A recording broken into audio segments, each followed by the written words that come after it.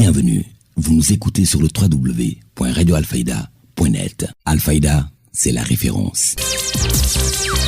Médina Mbaba, Sam, des quartiers situés dans la commune de Kaolack, il est 12h00. Mesdames et messieurs, merci de la confiance renouvelée à la radio Alfayda pour vous informer. Vous avez fait le bon choix. Si vous nous rejoignez dans l'actualité de ce vendredi 3 juillet 2026, nous sommes ensemble pour une demi-heure d'information sur Alfayda FM. C'est l'heure du journal. Voici le sommaire. À Kaolack, comme dans plusieurs localités du Sénégal, des inondations constituent un problème récurrent à chaque saison des pluies. Le cri d'alarme des habitants de Médina Mbaba, vous les entendrez en début de journal. Setal Soukali Sam, le programme du maire de Kaolack, passé à la loupe, Serigne Mboup face à la presse mercredi dernier, n'a pas seulement communiqué sur ses ambitions, il s'est attaqué avec rigueur au retour de certaines personnes qui l'accusent d'être à l'origine de tous les malheurs de Kaolack. Vous l'entendrez également au courant de ce journal.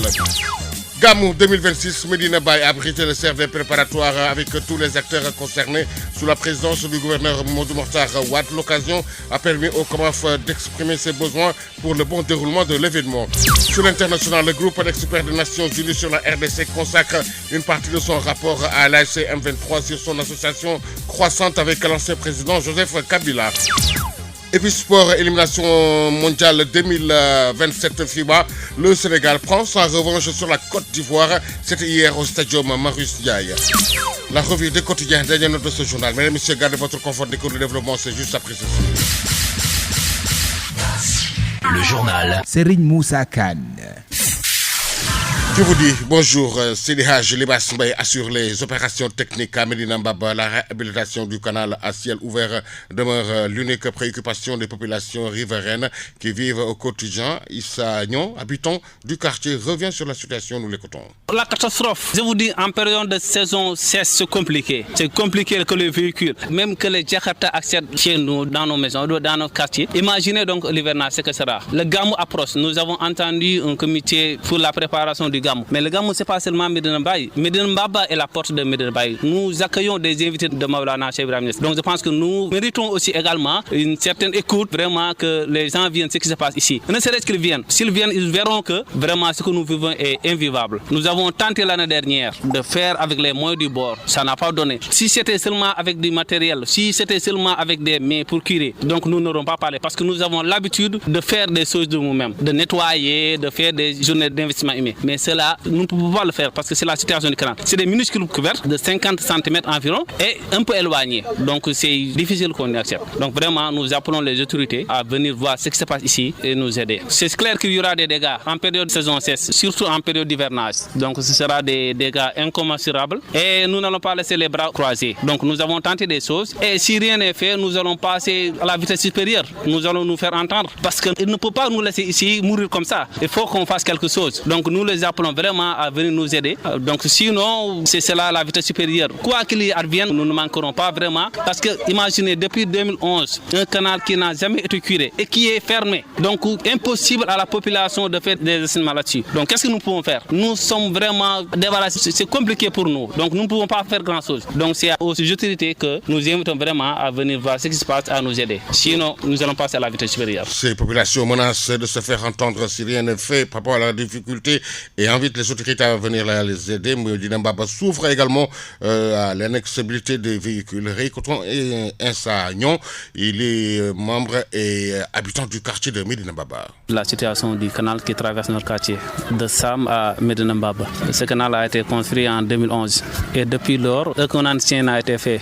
Et nous avons constaté ces dernières années des difficultés parce qu'il y a des trous et l'eau ruisselle sur nos devantures de nos maisons. Même en période de saison sèche, c'est très difficile d'accéder dans ce quartier-là. Notamment, c'est difficile d'y amener des voitures. Pas plus tard qu'il y a quelques jours, pour vider nos fosses septiques, nous avons eu tous les problèmes du monde à ce que le camion accède à la maison. Donc c'est une situation vraiment déplorable. En période de saison sèche, c'est très compliqué. Vous imaginez donc ce que cela va faire en saison de pluie. Donc vraiment, nous vivons des situations très difficiles. L'année dernière, nous avons, par ingéniosité, nous nous sommes cotisés pour curer, avec l'aide d'une association, pour curer le canal. Mais les résultats escomptés n'ont pas été obtenus. Donc c'est une situation difficile que nous vivons. C'est très difficile, donc nous faisons vraiment appel aux autorités, le ministre d'abord, le ministre de l'assainissement, le docteur Cheikh Tidiane Dièye, l'ONAS, les autorités compétentes, la mairie. Nous savons qu'elle ne peut pas tout faire, mais vraiment nous les invitons à nous aider. À plusieurs reprises, nous sommes allés vers eux, la mairie, sans réponse. Nous avons saisi l'ONAS et ils se renvoient la balle. Des fois, l'ONAS nous dit que c'est la mairie nous dit que c'est pas eux. Nous avons tenté avec l'UCG, ça n'a pas donné. Et c'est une situation invivable que nous vivons. C'est une insécurité parce que pour que les véhicules accèdent à ces quartiers, c'est difficile. Donc s'il y avait une catastrophe ici ou bien un malade à déplacer, si nous avons tous les problèmes du monde. Donc vraiment, nous appelons les autorités, nous appelons la municipalité, le préfet vraiment à nous aider parce que nous avons tout fait, mais c'est vraiment difficile parce que le canal traverse Sam et passe par Medina Baba. Et la situation du canal est telle que nous ne pouvons pas accéder au canal parce que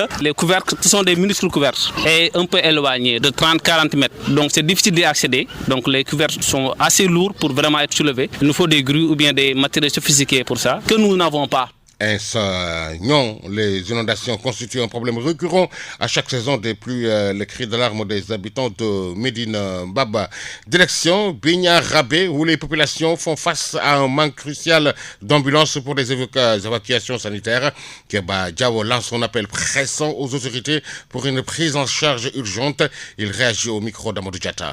Moi, le maire, pour moi, c'est d'investir sur la santé et l'éducation. Mais on a un problème d'évacuation des malades. On a un problème de l'ambulance. C'est les Blancs qui nous ont donné une ambulance, les petits là, amis de la Casamance, qui est tombé en panne. J'ai écrit au ministère de la Santé. Vraiment, qu'au Bignarabé, on nous dote une ambulance médicalisée pour qu'on puisse évacuer les malades. Parce que si tu vois la zone de Bakour tellement éloignée du poste. Donc, s'il y a un malade, il faut qu'on prenne un taxi. Ou bien moi, même le maire, je prends mon véhicule pour aller prendre le malade pour l'amener soit à Santankoy ou bien à l'hôpital régional de Kolda. Depuis combien de temps cette ambulance est tombée en panne? Ça fait 1 an que l'ambulance est tombée en panne. On a beaucoup investi, mais ça n'a pas marché. Finalement, comment vous faites pour... À Koulinto, il y a une ambulance. On appelle le docteur, le chef district de Medina Revoula. Il appelle l'ambulance de Koulinto pour venir rationaliser la commune de Bignarabé. Et l'état de la route? L'état de la route, quand même, au moins, lorsqu'on faisait la route au Carrefour Saré-Geladio, Sosutu, les travaux, quand même, ils ont pu remblayer les trous qui étaient entre Kolda et Bignarabé. C'était la zone la plus difficile. Vous venez d'entendre la réaction du maire Keba Diawo sur le manque crucial d'ambulances dans sa localité à Bignarabé. Retour à Kaolack, où le maire Serigne Mboup a rencontré la presse locale pour faire le point sur son programme Setal Suxali Sam et qui s'inscrit dans sa vision de développement de Kaolack à l'horizon 2035. Aline Badara Diop y était. Le maire de la commune de Kaolack, Serigne Mboup, a fait face à la presse mercredi dans la salle de conférence de l'hôtel de ville afin d'apporter des éclaircissements sur son programme Setal Suxali Sam inscrit dans sa vision de développement. Comme vous le savez, dans un esprit de transparence et de redevabilité, je vous invite à ce point de presse. Et je souhaite dorénavant que vous essayez de rapprocher avec les adjoints au maire. Moi, je vous dis, ne me demande plus votre bilan. Mon bilan, c'est les adjoints au maire que j'ai bien formés, qui maîtrisent les dossiers, qui sont aussi compétents que moi, que chacun, ce qu'il a fait, mérite d'un bilan. Notre pays traverse une période à traverser, marquée par des tensions depuis 2020. Nous avions proposé en 2022 un programme qui est là, très clair, disponible sur les réseaux sociaux. Setal Suxali Sam. À cette occasion, l'édile a souligné que de nombreux changements ont été opérés dans la ville, mettant en avant les réalisations de la municipalité dans plusieurs secteurs jugés essentiels au bien-être des populations. Il a notamment insisté sur le rayonnement de la mairie de Kaolack à travers les différentes initiatives engagées pour améliorer les conditions de vie des habitants. Et moi, j'ai inscrit pour 2030. C'est ça que j'ai eu en contact avec les Kaolackois. Moi, je n'ai pas dit que je termine tous mes travaux en 2025, 2030. Analysez ça et le débat soit accentué sur ça. Ça peut m'aider, ça peut vous aider. Vous allez vous rendre compte que nous avons fait beaucoup de choses. Il y a des choses qu'on n'a pas fait. Certes, dès les premières années, 2022, vous tous, vous avez vu ce qui s'est passé ici. Un personnel manipulé, même avant même manipuler, les personnels étaient tous en grève. Mais je ne reviens pas sur les efforts qu'on a fait ça suffit seulement un bilan municipal, de refaire un état civil, qu'aujourd'hui j'ai entendu qu'une personne n'a pas pu passer son bac parce qu'il n'a pas de papier d'état civil. À Kaolack, il y en a. Cette rencontre avec la presse s'est déroulée dans la salle de conférence en présence des adjoints au maire, des responsables municipaux, des militants, des sympathisants et de nombreux invités. Venus assister à cette conférence, l'objectif était de présenter le bilan des actions entreprises, d'expliquer les orientations de la municipalité et d'apporter des réponses aux différentes interrogations concernant le fonctionnement de la mairie de Kaolack. Lors de cette conférence de presse, l'édile de Kaolack en a profité pour répondre à ses détracteurs au sujet de la gestion de la ville de Mbossékou Badjiguène. Il réagit au micro de Badara Diop. Mais en plus de cela, aujourd'hui, force est constatée un retour des pratiques des personnes qui dormaient profondément, qui ont commencé à diviser, à manipuler, oubliant complètement, c'est eux qui sont à l'origine de tous les malheurs de Kaolack. Moi, si je trouvais des personnes neuves, des jeunes, vraiment, je serais très fier d'entamer un débat avec eux. Mais regarde ces personnes qui se manifestent, ils ne peuvent pas. Ils avaient l'œil et le bras de Macky Sall. Mais c'était quoi? Macky Sall me disait toujours, tous ces gens-là qui viennent, ils parlent que leurs problèmes, ils ne me parlent pas de Kaolack. Et tout ce que aujourd'hui vous voyez, qu'ils soient dans les travaux national numéro 1, soit Agéroute, soit Promoville, c'est nous, la mairie, que nous sommes battus. Si on avait même respecté ce qu'on avait dit, c'était un protocole contrat de 40 km de route qu'on a délivré, puis qu'on a signé, mais peut-être ils vont le faire. Ils ont commencé. L'exemple, c'est quoi? Le fait que nous nous défendons, ça, tout le monde s'est réveillé. J'ai passé tout de suite, je le remercie. Le fait que la mairie est réveillée, pour anticiper, tout le monde l'État va réveiller. Mais maintenant, si des politiciens, que moi je pensais qu'ils vont attendre le mois d'octobre pour commencer, mais ils commencent, je m'interroge. Ces personnes ne voient pas l'évolution de Kaolack. Peut-être ils dorment encore, ne voient pas que partout dans le monde, que les immigrés, tout le monde souhaite revenir. Ou ils refusent simplement de reconnaître ce qui avance. On entend dire, vous n'avez rien fait. Nous, on n'a jamais dit que Madiana n'a rien fait, Mariam n'a rien fait. Ils ont fait quelque chose. Donc, venez avec des idées, venez avec des orientations. Et qui compte vous dire que j'ai des partenaires, il ne dit pas la vérité, il ne peut même pas voyager. Beaucoup d'entre eux n'osent même pas sortir du Sénégal à cause des catastrophes et des détournements qu'ils ont fait dans d'autres pays, soit par maraboutage, soit par détournement. Ils ne sortent même pas en disant que c'est des partenaires. Quels partenaires? Le maire Serigne Mboup s'en est également pris à Baye 6, qu'il qualifie d'ennemi de la commune, évoquant son projet qu'il considère comme un échec implanté dans la commune de Ndiafat. Je pense que chacun de nous peut juger ce qu'il voit. Mais on n'a pas terminé. Mais on va forcer pour avancer. Mais si on évalue, on a dépassé nos programmes. Il est très difficile de discuter avec des personnes qui n'ont pas de programme. Je le dis même temps avant de dire bilan. Ils n'ont pas de programme. Ils n'ont pas de vécu eux-mêmes. Ils n'ont pas aucun vécu. Ils ont détourné les terres de Kaolack. Moi, je l'ai dit et c'est l'assume. Ce qu'il y a ici, que Baye 6 a fait, c'est un crime. Moi, je le dis. On ne peut pas avoir des terres qui appartiennent à Kaolack, tu ailles le miter à Ndiafat. C'est pas légal. Mais nous, on ne se bat pas pour ça. Encore, je pense que nous comprenons parfaitement ce qui se passe à Kaolack. J'aurais souhaité être à côté de chacun d'entre vous. Mais sachez que soit je travaille, soit je deviens comme un lambar. Voilà. Laissez-moi travailler encore jusqu'au octobre. On va descendre sur le terrain. On va vous rendre heureux parce qu'au moins, vous ne serez pas honte de dire que je me suis battu pour Serigne Mboup. On ne peut pas régler tous les quartiers. C'est pas possible. Mais je pense que notre prochain mandat, c'est régler les quartiers périphériques. Et surtout, ce qui est plus important, c'est de donner les jeunes d'avoir des villas, des maisons prêtes à habiter. Les jeunes, ils ont des espaces actuellement. Le cœur de ville est là, Kondam est là. On est en train de faire fonctionner. Ça n'existe pas sur notre région, il n'y en a pas. Même Saint-Louis ne l'a pas, il est entouré de l'espace qu'on a, personne ne l'a pas. S'il vous plaît, peut-être ces personnes ne partiront jamais là-bas. Ils ne sortent même pas. Parce que je comprends. Chacun s'il sort, il sort avec une voiture avec 20 gardes-corps. Il ne veut pas qu'on l'approche. Mais moi je sors, je salue tout le monde, j'ai pas de problème. Voilà. Et je termine pour leur dire, regarde ça, qui veut je lui donne une copie. Tu sais ça c'est quoi? C'est un quitus fiscal du cœur de ville. Quitus fiscal 2025. L'État qui signe que vous êtes libre à Mélodie Dara. L'actualité régionale, nationale, c'est sur Alfayda FM 90.1.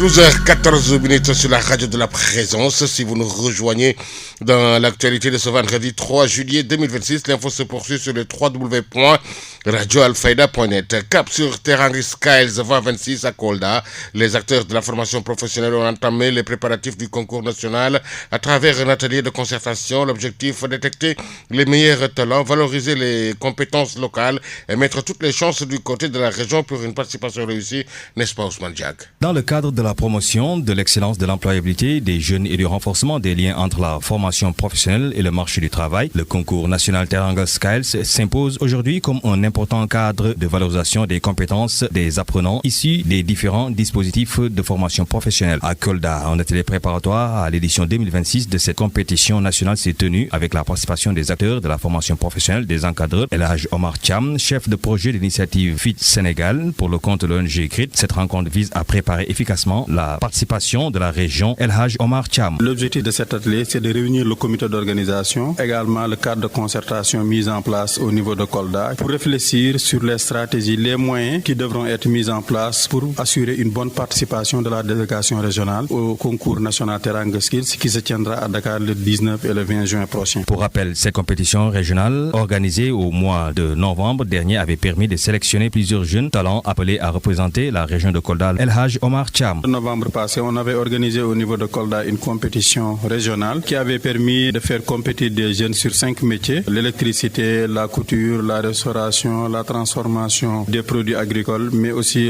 l'ouvrage métallique. À quelques semaines de l'échéance nationale, les organisateurs lancent un appel aux autorités administratives et territoriales afin d'accompagner la délégation régionale dans sa préparation. Un soutien qui, selon eux, tarde encore à se matérialiser. El Hadj Omar Thiam. Pour le moment, ça n'a pas beaucoup évolué, mais on espère que ça va évoluer dans les jours à venir parce que à travers un peu l'engagement et le dévouement du comité d'organisation, on est en train de toquer la porte de pas mal d'autorités pour accompagner un peu la mobilisation forte que la délégation régionale espère faire pour bien représenter la région de Kolda. Les acteurs engagés dans ces dynamiques espèrent ainsi une mobilisation de l'ensemble des partenaires afin de permettre aux représentants de Kolda de défendre dignement les couleurs de la région lors du concours national Teranga Skiles 2026. Kolda, la correspondance d'Ousmane Diak. Nous voici à Kayar. Les membres du GIE Agricom, une organisation regroupant des agriculteurs de la zone des Niayes de Kayar, ont dénoncé lundi les importantes pertes subies après le stockage de leur production de pommes de terre dans les chambres froides de l'entreprise Agroexpédition Sénégal basée à Diamniadio. Face à la presse, le président du GIE Agricom, Serigne Bey, estime que l'ensemble du stock de leurs produits estimés à une valeur de 300 millions de francs sont aujourd'hui inutilisables. Il a dénoncé également une négligence de la part de l'entreprise et compte déposer une plainte sur le reportage de Khadija Sambou. À Kayar, la colère gronde chez les producteurs de pommes de terre. Les membres du GIE Agricom dénoncent d'importantes pertes après le stockage de leurs récoltes dans les chambres froides de l'entreprise Agroexpédition Sénégal à Diamniadio. Une situation qu'ils jugent catastrophique selon le porte-parole des maraîchers du Sénégal, Mbaye Ndoye. Le GIE Agricom, il avait eu à conserver 670 tonnes au niveau de Agroexpédition, mais à notre grande surprise, on s'est rendu compte qu'il y a trop de défaillances au niveau de Agroexpédition, qu'il y a toujours eu des problèmes de conservation. La plupart du temps, il y a une rupture de chaîne de froid qui cause énormément de dégâts. Mbaye Ndoye souligne que la totalité du stock entreposé est aujourd'hui inutilisable. Aujourd'hui, une manne d'affaires qui tourne autour de plus de 300 millions, quand on va le perdre à l'air, c'est pas encourageant en tout cas pour des gens qui viennent apporter leur soutien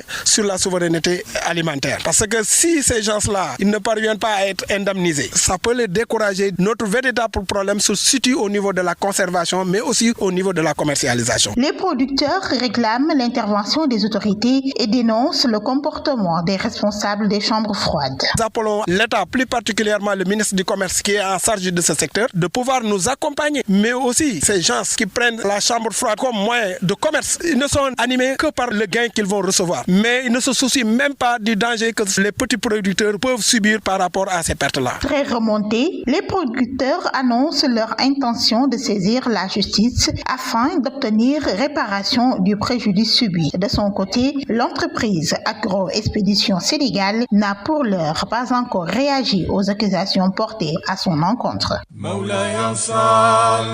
L'actualité de la Faïda. 12h20 dans la capitale de la Faïda, Ibrahimia. Religion, nous en parlons dans ce 12h. Le gouverneur de Kaolack assure que les services de l'État sont mobilisés pour une bonne organisation du prochain Gamou international de Medina Baye, prévu en fin août. Le CRD s'est tenu à la maison des hôtes Kerougan de Medina Baye. Mamadou Mourtar Ouad que nous écoutons. Ce matin, on a tenu la réunion préparatoire du Gamou de Medina Baye, qui est l'une des manifestations religieuses les plus importantes de notre pays et nul doute la plus mobilisatrice en termes de pèlerins pour ce qui est de la région de Kaolack. À l'occasion, nous avons écouté les membres du comité d'organisation qui ont eu à partager avec nous un certain nombre de sollicitations. Au chapitre de ces sollicitations, on peut citer d'abord la sécurité. Et le commissaire central a pris l'engagement que le dispositif qui a été mis en place ici l'année dernière, ce dispositif-là sera reconduit parce que l'année dernière, on a mobilisé un peu plus de 1000 éléments de la police. Nécessairement, on ne doit pas revoir à la baisse ces effectifs qui ont été engagés, sinon c'est d'envisager d'en faire plus. En plus également de la police, il y a la présence de la gendarmerie parce qu'on sait que le quartier de Medina Baye est mitoyen aux deux communes de Kawon et de Mbadakhoune qui relèvent de la zone de compétence donc de la gendarmerie. En plus de cela également, c'est la gendarmerie qui va tenir la circulation le long de l'ensemble des axes menant donc à la commune de Kaolack durant ce fort moment de déplacement donc de pèlerins à travers notre territoire national. Voilà pourquoi du point de vue de la sécurité routière, l'ensemble des diligences seront engagées en rapport avec la Naser qui également jouera sa partition au plan de la communication. Il appartiendra à ce propos au préfet de Kaolack d'élaborer un plan de circulation qui sera rigoureusement appliqué pour faciliter la mobilité à l'intérieur de la commune de Kaolack. Au sujet toujours de la mobilité, il faut dire que AGEROUTE également, en rapport avec la PERI, a pris un certain nombre d'engagements pour l'entretien de certains axes. Mais au sujet de nouveaux travaux de bitumage, aucun engagement donc n'a été pris par AGEROUTE. Au-delà, il y a également qu'on a abordé d'autres aspects, des aspects qui sont en rapport avec l'électricité et l'eau. Concernant l'électricité également, les membres du comité d'organisation ont exprimé un souhait d'une extension sur un linéaire de 50 km donc du réseau électrique. Ce qu'attend en fait la Sénélec, c'est que les membres du comité d'organisation puissent travailler en rapport avec ses services compétents sur l'identification donc de l'itinéraire. Pour ce qui est des branchements provisoires également, des engagements ont été pris par la Sénélec qui ne ménagera aucun effort pour essayer de satisfaire les doléances qui ont été exprimées par les membres du comité d'organisation. Le chef de l'exécutif régional a donné une assurance sur la question de l'eau. Il y a avoir pris note des sollicitations des membres des différentes commissions du comment fait les engagements des différents services déconcentrés. Réécoutons Mohamedou Mourtar Ouad au micro de chez Ahmed Tijan Djagne. Au sujet de l'approvisionnement en eau également, il faut dire que la CNO a fait beaucoup d'efforts pour améliorer en fait la qualité de service. Parce qu'on se rappelle l'année dernière, on avait quelques difficultés au niveau de la commune de Kaolack avec la panne survenue au niveau donc du forage F4, ce qui n'est plus le cas pour ce qui est de cette année. Cette année donc, il faut dire que du point de vue donc de la qualité de service, l'offre sera suffisante, de même que également la qualité en termes de pression, parce qu'ils vont bien donc réguler la pression. Là où nous avons quelques difficultés en matière d'alimentation, à nous c'est au niveau donc des quartiers irréguliers ou bien de certains quartiers flottants, parce que vous savez que pour accéder donc au service de l'eau, il faudra produire un certain nombre de documents. Ceux-là qui habitent dans ce genre de quartiers ont des difficultés pour pouvoir accéder donc à ce service public. Pour ce qui est de l'organisation des secours autour donc de la directrice régionale donc de la santé, le secteur de la santé s'est engagé, le directeur de l'hôpital régional également s'est engagé pour assurer la gratuité donc des soins pour les pèlerins, 5 jours durant donc la période du Gamou et 3 jours durant donc la période du Gamouat, ce qui fait donc un total de 8 jours de gratuité. Au côté donc des services classiques de santé, il y a également que la BNSP va s'engager avec des effectifs assez conséquents donc d'éléments des sapeurs-pompiers, mais également des moyens de secours. Et à ce propos, un dispositif avancé sera également mis en place le long des axes, des principaux axes routiers menant ou conduisant donc à la commune de Kaolack. Ce sont, je crois bien, les aspects les plus importants parce que pour ce qui est des autres aspects, il faut dire que ce sont des mesures qui relèvent normalement des compétences du niveau central. Mais pour ce qui est des doléances relevant, en tout cas de l'échelon territorial, il faut dire que ce sont les mesures essentielles qui ont été déclinées ici par les membres du comité d'organisation. Je crois bien que tout bien considéré, les engagements qui ont été pris ici par les chefs de service vont dans le sens donc de les satisfaire. Oui, tout à fait, parce Parce que l'ONAS également déjà nous a dit tous les travaux qu'il a eu déjà engagés sur le terrain. Et à ce propos, il y a déjà un canal qui a fait l'objet donc de curage sur un linéaire de 3 km. Cela va davantage soulager en fait le phénomène des inondations au niveau de Medina Baye. Mais au-delà également de ONAS, il y a également que la BNSP, à travers la compagnie qui est présente ici à Kaolack, qui est déjà dans l'anticipation parce qu'ils ont déployé déjà des motopompes au niveau de l'ensemble des points critiques. C'est vous dire que nous avons bien préparé en fait cette campagne. Vous venez d'entendre la réaction du chef de l'exécutif régional en ce qui concerne l'organisation des secours. La directrice régionale de la santé et le directeur du centre hospitalier régional Elhadji Ibrahima Niasse se sont engagés à assurer la gratuité des soins. Le vice-président du COMOF, Cheikh Tidiane Gaye, que je vous propose d'écouter. Donc, retenir qu'on a fait avec monsieur le gouverneur de la région de Kaolack le tour de toutes les questions qui pourraient impacter l'organisation du Mawlud international de Medina Baye, depuis la sécurité, en passant par la fourniture d'électricité, fourniture d'eau, les questions sociales, la question de l'assainissement et, comme je disais tout à l'heure, toutes les questions qui pourraient impacter le séjour des pèlerins ici à Medina Baye. Surtout compte tenu des éléments de contexte tels que l'hivernage, tels que la foire internationale qu'on veut organiser ici cette année.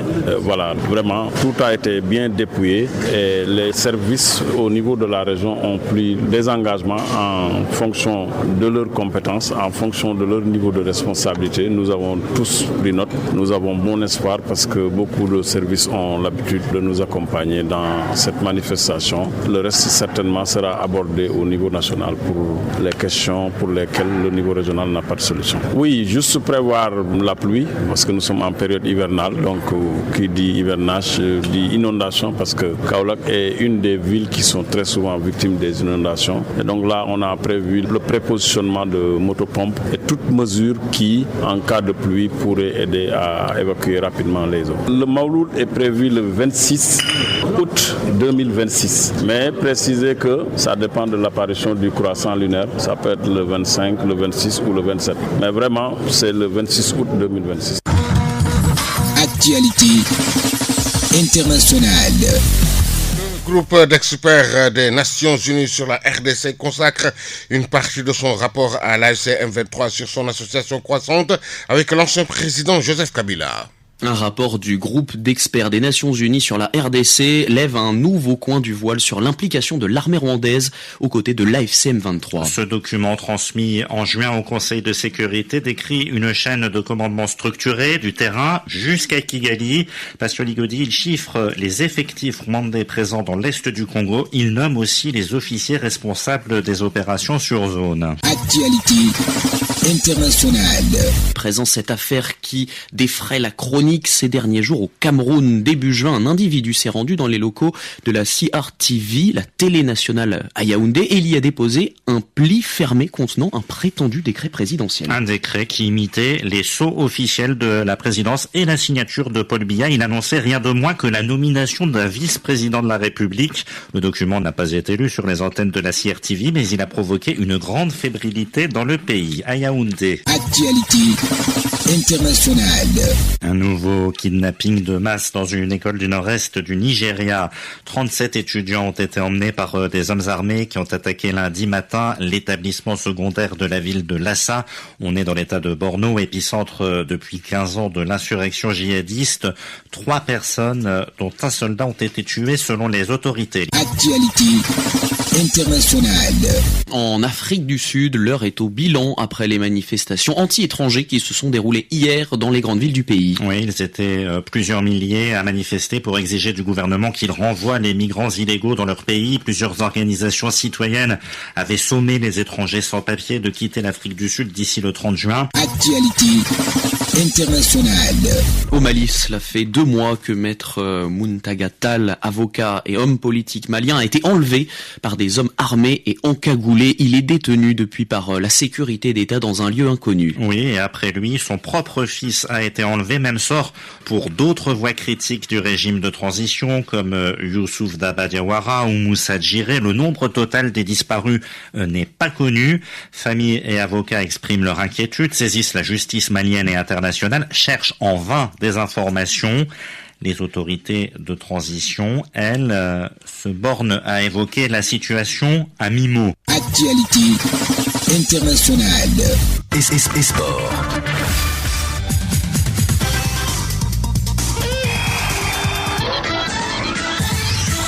Le sport scolaire continue de porter haut les couleurs de la région de Sédhiou. À l'issue des phases régionales, le lycée de Wandifa dans le secondaire et le lycée de Djalokoune, sur le reportage d'Abdou Khoudoss Bari. Sport scolaire, Wandifa et Djaroumé qualifiés pour les phases nationales de Dakar. 2 établissements qualifiés pour les phases nationales prévues au mois d'août prochain, après leur belle performance en phase régionale. Pour le secondaire, c'est le lycée de Wandifa. Pour le moyen, en catégorie cadet, c'est le lycée de Djaroumé. Ces résultats, on le doit à tout le monde, selon Serif Sidat Djedjou, chargé du bureau sport scolaire de Bunkiling. Cette performance a été réalisée par tout le monde, parce que le sport scolaire, d'abord, est un bureau. À l'IEF, comme tous les autres bureaux. Exemple, bureau examen et concours, planification. Donc le bureau sport scolaire aussi travaille pour faire un résultat. Ce résultat que nous avons obtenu il y a 3 ans de cela est un résultat partagé. C'est un travail qui a été réalisé par tout le monde, en commençant par les professeurs de PES qui sont des encadreurs, mais aussi par les présidents de zone niveau élémentaire. En ce qui concerne la prise en charge et la sécurité des équipes et de leurs délégations, Serif Sidat Djedjou rassure, toutes les dispositions sont prises pour garantir un bon séjour à Dakar à nos élèves et encadreurs. Par rapport aux préparatifs pour le voyage ou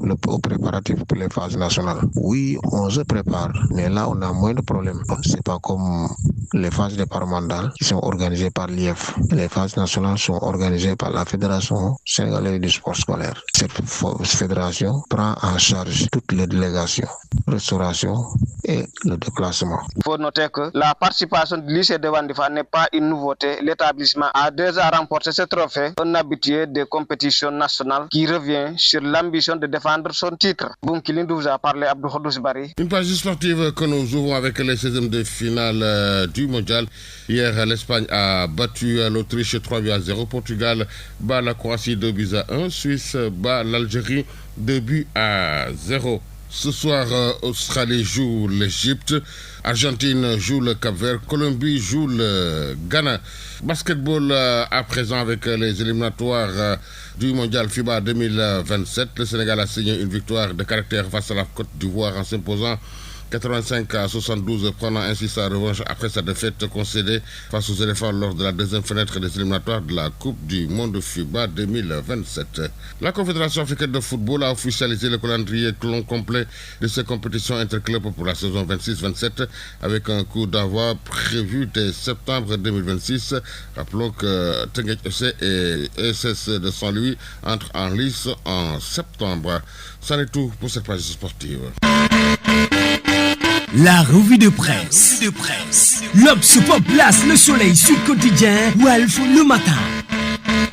La presse du jour, lui, est parcourue en 2 minutes 6 par Nefatou Sissé. Révision constitutionnelle, l'opposition démasque un coup tordu de l'Assemblée Barassa une ce matin, le peuple quotidien. L'objectif est de mettre le président de la République sous contrôle, relève la publication qui mentionne que ce texte vise à modifier radicalement l'équilibre des pouvoirs au sommet de l'État. Expulsion de Abdoumbo de l'hémicycle par les gendarmes. Les députés de l'opposition annoncent une campagne de dénonciation contre Sonko. Relate ce matin plusieurs quotidiens dont les Échos. Aucune disposition du règlement intérieur ne lui confère un tel pouvoir, déclare à la une du journal Moussa Ahmadissar. Assemblée nationale, l'opposition saisit les instances internationales après les incidents du 29 juin. Lit-on à la une du Le Point. À la une de l'évidence sur nos 37 milliards qui exigent toute la lumière sur les présumées fausses quittances dans l'affaire Azer. Le mouvement sous nos 37 milliards exige par rapport à Lazergate qu'une enquête soit ouverte sur les fausses quittances, relate dans une exclamation le Dakarois quotidien. Sous nos 37 milliards exige des poursuites contre El Hajital Diop et ses présumés complices, précise de son côté Grand Place. Décentralisation, l'acte 4 prend forme. Barassa une ce matin, le quotidien national Le Soleil. Nomination, discussion avec des élus locaux. Diomaye recherche bastion. Le titre est à la une de Walf Quotidien qui souligne à ce propos les promesses de l'État aux collectivités territoriales. Sonko et Diomaye vont se retrouver, assure à la une du quotidien de Fassidi Lamignas Sambadang. Je veux du concret. À la une du Le Grand Panel, le président Diomaye sur le développement des collectivités locales. Relance économique. Al-Aminoulo ordonne la levée de suspension du BTP, informe dans sa parution du jour. L'info sport football. Après la déconvenue des Lions au Mondial 2026, retour ce vendredi sur fond de crise et de déballage. L'annonce est à la une de Révélation. C'est la fin de cette édition. Merci à Sidra Joliba Soumbaï qui en a assuré la partie technique. La rédaction en chef a été assurée par Ndeye Fatou Sissé. Était devant ce micro. Vous avez rendez-vous avec l'information à 13h. Je vous rappelle les principales informations. À Kaolack, comme dans plusieurs localités du Sénégal, les inondations constituent un problème récurrent à chaque saison. Depuis le cri d'alarme des habitants de Medina Baba, vous les avez entendus dans ce journal. Setal Soukali Sam, le programme du maire de Kaolack passé à la loupe. Serigne Boup, face à la presse ce mercredi dernier, n'a pas seulement communiqué sur ses ambitions, il s'est attaqué avec rigueur au retour de certaines personnes qui l'accusent d'être à l'origine de tous les malheurs des Kaolackois. Vous l'avez entendu dans ce journal. Gamou 2026, Medina Baye a abrité le CRD préparatoire avec tous les acteurs concernés sous la présidence du gouverneur Mohamedou Mokhtar Wade. L'occasion a permis au COMOF d'exprimer ses besoins pour le bon déroulement de l'événement. Sur l'international, le groupe d'experts des Nations Unies sur la RDC consacre une partie de son rapport à l'AFC M23 sur son association croissante avec l'ancien président Joseph Kabila. Et puis sport éliminatoire mondial FIBA 2027, le Sénégal prend sa revanche sur la Côte d'Ivoire. C'était hier au Stadium Marius Ndiaye. La revue des quotidiens dernier nom de ce journal. Mesdames et messieurs, merci de nous avoir prêté une oreille si attentive. Le journal Serigne Moussa Kane.